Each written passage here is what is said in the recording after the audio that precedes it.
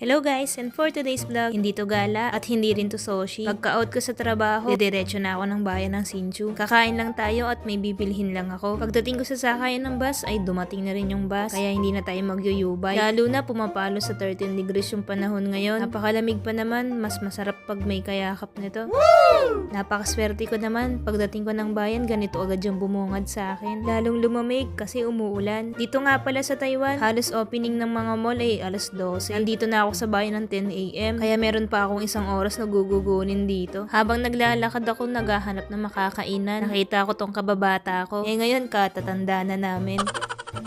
Sabi ko sa kanya, isama ko siya sa vlog, kaso nahihiya daw siya. Hindi daw siya ready. Pagkatapos namin nagkamustahan at nagtsikahan dito, naghanap na ako ng mapagkakainan ko. Agkat kesa na, kaso narirene ako. Meron kasi siyang kayabe. Shy type kasi ako. Charis.